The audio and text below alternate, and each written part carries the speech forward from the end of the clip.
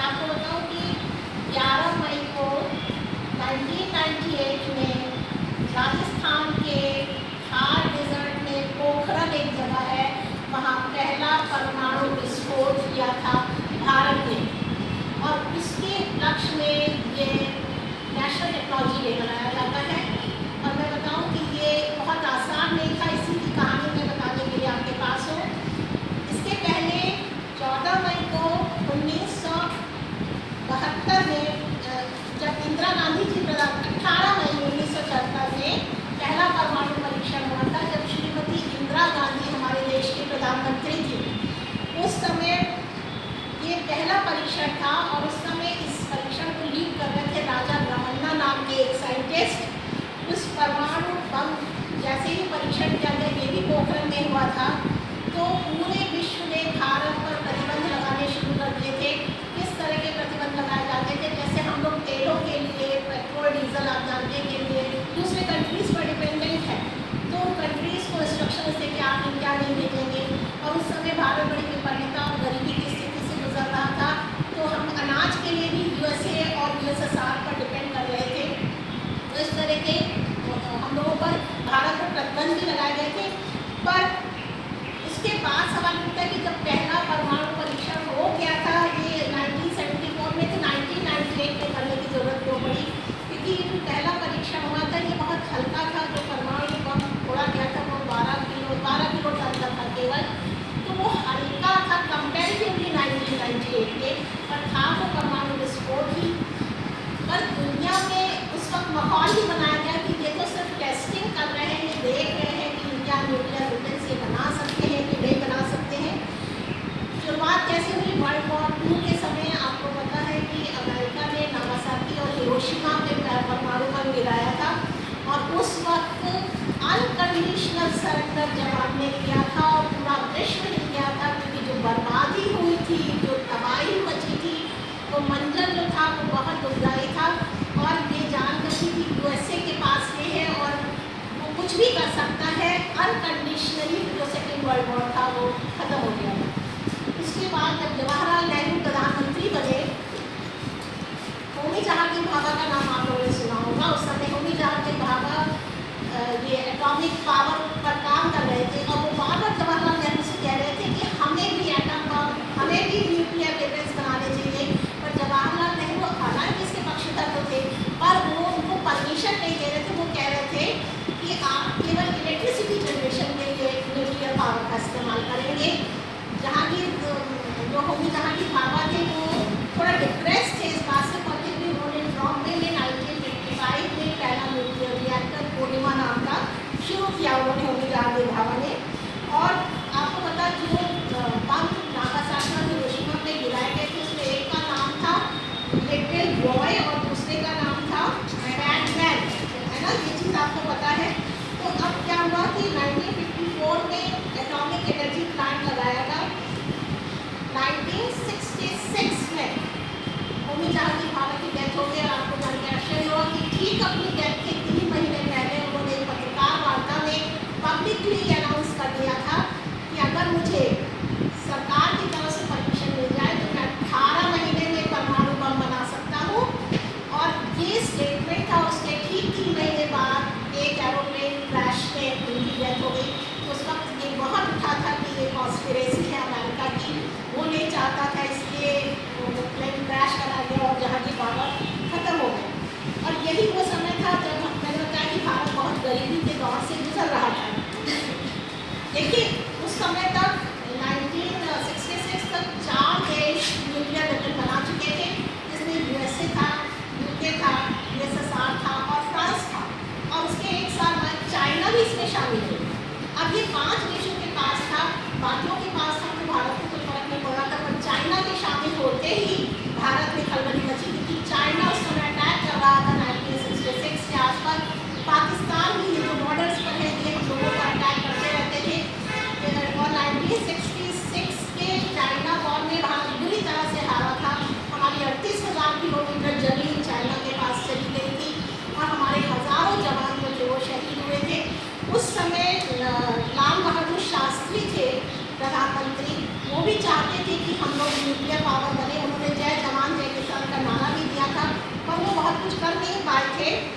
पर जब 1966 में लाल बहादुर शास्त्री की मृत्यु के बाद इंदिरा गांधी ने कमान संभाली तो उन्होंने ग्रीन सिग्नल दिया न्यूक्लियर वेपन बनाने को, पावर बनने के लिए।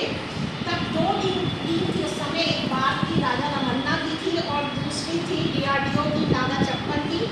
तैयारियां चल रही थी, उन्होंने सीक्रेट तो रखा था अपना प्लान। उस समय प्लूटोनियम से बनना था ये बम। प्लूटोनियम न्यूक्लियर रिएक्टर कोहिमा में काम आ रहा था, हम लोग के पास प्लूटोनियम था नहीं। कनाडा से चल रहा था हम लोग का संधि इस मामले में कि न्यूक्लियर रिएक्टर के लिए जो चीज़ें आदान प्रदान होगा वो भारत और कनाडा के बीच में होगा।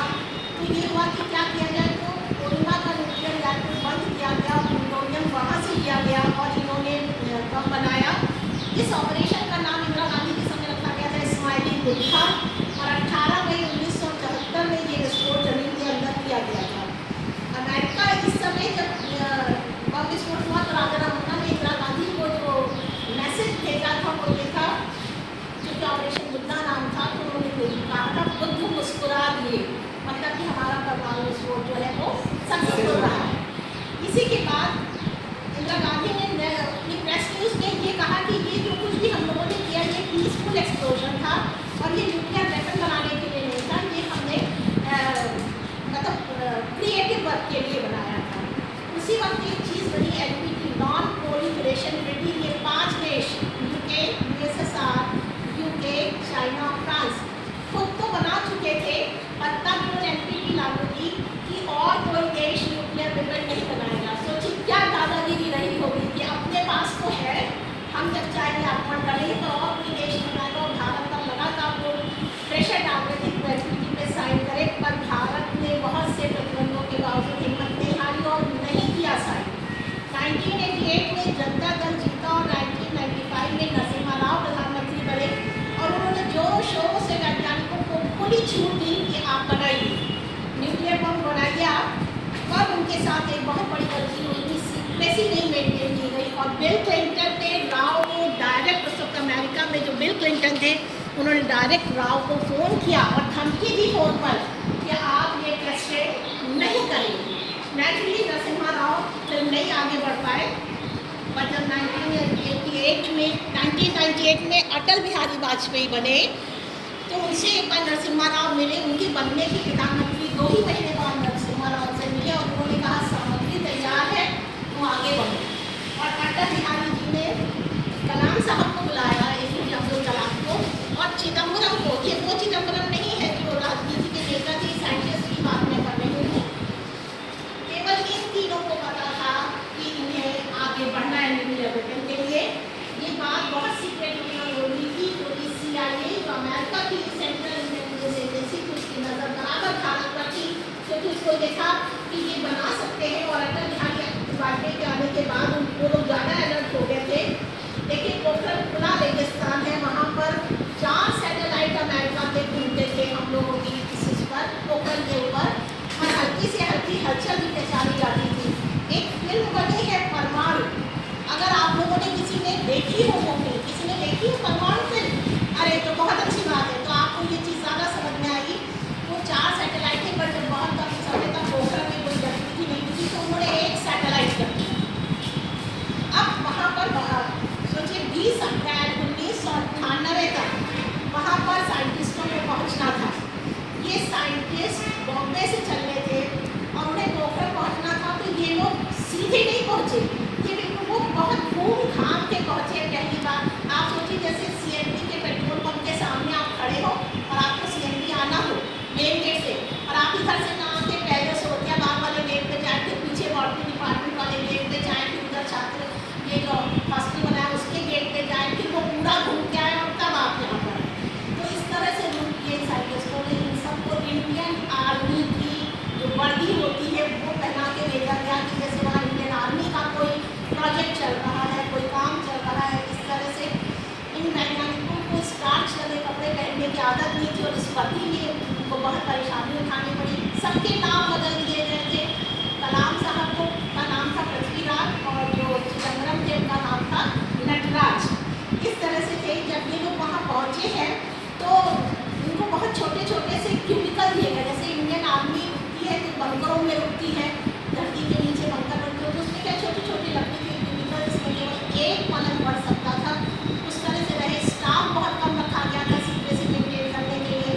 डिग्रियों कलाम साहब जैसे बड़े साइंटिस्ट कस रहे थे या तारों को जोड़ रहे थे चिदम्बरम जैसे लोग। इस तरह से इन लोगों ने कहा खाने पीने की भी वहाँ सुविधा नहीं थी, एयर कंडीशनर नहीं लगा सकते थे क्योंकि उनका ये था कि एयर कंडीशनर लगाने से उनके परमाणु बम बनाने में कुछ दिक्कत आने वाली थी, कुछ आग लगने का खतरा हो सकता था। वहाँ एक प्रेयर हाउस था, तो रात में काम होते थे ज़्यादातर। सैटेलाइट दिन में 2 बार चक्कर लगाता था, एक बार सुबह 9 बजे से लेके 12 बजे तक लगाता था, फिर वो शाम को लगाता था 5 बजे के बाद। तो वो बीच में जो समय होता था उसमें लोगों को काम करना होता था। 180 फीट गड्ढा खोदना था। Can you imagine 180 feet? आप इमेजिन कर सकते हैं अमिताभ बच्चन 6 फीट के हैं, है ना? अब आप सोच लीजिए 180 फीट गड्ढा खोदना था। और उसमें ये भी होता है कि आपको बम लगता था, उसके ऊपर प्याज भरे जाते हैं उस 180 फीट, क्योंकि ये रेडिएशंस को रोकते हैं, जो प्याज होते हैं वो एब्जॉर्ब करते हैं। इस तरह के काम करने के तारों का बिछाना था, बहुत सी चीज़ें मतलब ऐसी थी, बड़े मुश्किल काम थे। उसी समय के नारायण जो प्रेसिडेंट थे वो विदेश यात्रा पर जाने वाले थे, तो उनको बिना बात के अटल बिहारी जी ने कह दिया कि आप अपनी विदेश यात्रा स्थगित करिए। उनको ये नहीं बताया गया कि क्यों स्थगित करिए। चिदम्बरम साहब जो इसमें मौत, उनकी लड़की की शादी थी अप्रैल में, उनको भी कहा शादी पोस्टपोन करिए क्योंकि 20 अप्रैल तक वहाँ सब पहुँच गए थे। आप एब्सेंट हो गए अपनी लड़की की शादी में, लेकिन बात उठेगी इतना बड़ा साइंटिस्ट अगर एब्सेंट है तो क्यों एब्सेंट है, इसका मतलब कि कहीं कुछ चल रहा है। तो उनकी लड़की की शादी भी पोस्टपोन की गई। अब सवाल होती है कि वो बम कैसे पहुँचाए गए जो कि बॉम्बे में रखे थे, और बॉम्बे की जनता को हवा नहीं थी कि इतने बड़े बम वहाँ पर रखे हुए, जो टेनिस के आकार के थे, उनका वजन 3 किलो से लेकर 8 किलो तक का था। अगर बॉम्बे वालों को पता होता तो सोचिए क्या दहशत का माहौल होता, क्योंकि वो बम अगर एक भी फूटता तो पूरा बॉम्बे तबाह हो जाता। अब वहाँ से जैसलमेर लाना था और जैसलमेर से पोखरण। इसके लिए रात में 2 बजे का समय सोचा गया, और क्योंकि 2 बजे तक मुंबई तो 2 बजे तक जाती है, 2 बजे के बाद वहाँ थोड़ा सा ट्रैफिक कम होता है। 4 ट्रकों को तैयार किया गया जिसमें इंडियन आर्मी के 4 सशस्त्र जवान बैठे। चिदम्बरम का काम था बम को जैसलमेर तक पहुँचाना। तो वो 4 ट्रक 2 बजे वहाँ पर पहुँचे। वहाँ बॉम्बे में एक जगह भूमिगत करके रखे जाते थे बम, वहाँ से वो उठाए गए। कहा ये क्या कि आर्मी के उपकरण ले जाने हैं जैसलमेर, और सेब के क्रेट जैसा बॉक्स तैयार किया गया कि लगे ये कि इसमें सेब है, और उसमें वो बॉम्ब थे, और वो रखे गए ट्रक में। 4 ट्रकों का काफिला 2 बजे चला। एयरपोर्ट पहुंचा 30 मिनट की दूरी पर था। एयरपोर्ट में पहले से सारे क्लियरेंस ले लिए गए थे। केवल 2 सुरक्षा कर्मियों के साथ और 2 साइंटिस्टों के साथ वो क्रेट उसमें ट्रांसफर किया गया। 4 बजे सुबह वो जैसलमेर पहुँचा, और फिर वहाँ 4 ट्रकों का काफिला था। क्लियरेंस सब पहले से दिया गया था। 4 ट्रकों में एक ट्रक में उसको शिफ्ट किया गया, और पोखरण के प्रेयर हाउस में रख के रखा गया। जब वहाँ पहुँच गया तब चिदम्बरम की जान निकल गई, क्योंकि ये काम उनको करना था। अब बात आती है 11 मई की। 11 मई को बुद्ध पूर्णिमा थी जब ये किया गया है। इसका नाम था ऑपरेशन शक्ति, और इन लोगों ने सब कुछ फिट कर लिया था। अब वो समय रखना था जब वो सैटेलाइट नहीं घूमता उस पर। वहाँ ये लोग क्रिकेट भी खेलते थे। ये दिखाया जाता था कि इंडियन आर्मी है कि वो अपना क्रिकेट भी खेलती है, साइंटिस्ट वगैरह होकर के भी वो क्रिकेट खेलते थे, दिखाने के लिए सिर्फ कि अगर अमेरिका की नज़र उस पर है तो उसको कोई नॉर्मल रूटीन आर्मी का प्रोजेक्ट, आर्मी का कोई काम सब हवा का रुख देखना था। क्योंकि होना ये था कि अगर हवा का रुख उनके हिसाब से साइंटिस्टों की रेडिएशंस फैलते हैं ना, आसपास के गाँवों को नुकसान ना हो, तो हवा धीमी चलनी चाहिए। उसमें जब विस्फोट करेंगे तेज़ ना हो तो उसके साथ रेडिएशन जाएंगे। तो ये लोग थोड़ा चिंतित थे। और इधर अटल बिहारी वाजपेयी दिल्ली में थे, उनके साथ 4 मंत्री वहाँ बैठे हुए थे, यशवंत सिन्हा, जसवंत सिंह और जॉर्ज फर्नांडिस, और एक कोई और थे, राजेश मिश्रा इनके वो थे, पीए थे अटल बिहारी वाजपेयी के। सब एकदम चुपचाप बैठे हुए थे। 3:45 पर डिटोनेटर को दबा करके विस्फोट किया गया, और हॉकी के मैदान की तरह उतनी धूल जमीन को फोड़ करके आसमान में उतने एरिया में फैली। जो साइंटिस्ट थे सुरक्षित दूरी पर थे, अपने अपने बंकरों से निकले उस दृश्य को देखने के लिए, क्योंकि बहुत बड़ी बात थी। सारे सिस्मोग्राफ जो थे सबकी सुइयाँ बुरी तरह से हिलने लगी। जितने क्यूबिकल्स लकड़ी के बने थे हिलने लगे, पैरों के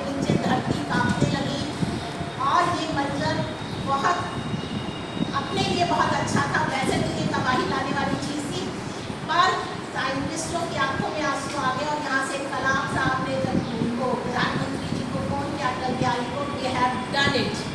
तो ब्रजेश मिश्रा जो बैठे थे उन्होंने एक ही घंटे पे फ़ोन उठाया और जैसे ही कलाम साहब ने कहा we have done it, Brajesh Mishra ने कहा गॉड ब्लेस यू, और उन्होंने प्रधानमंत्री को देख के सबसे हिलाया। सब चुपचाप बैठे थे, कोई उछला नहीं, कोई ताली नहीं, किसी ने किसी की पीठ नहीं थपथपाई, बस अपनी आंखों में आंसू थे। उनको लगा कि उन्होंने कर दिखाया। और प्रधानमंत्री ने उसके बाद प्रेस कॉन्फ्रेंस की, उसमें सिर्फ 4 सेंटेंस को बोल करके आया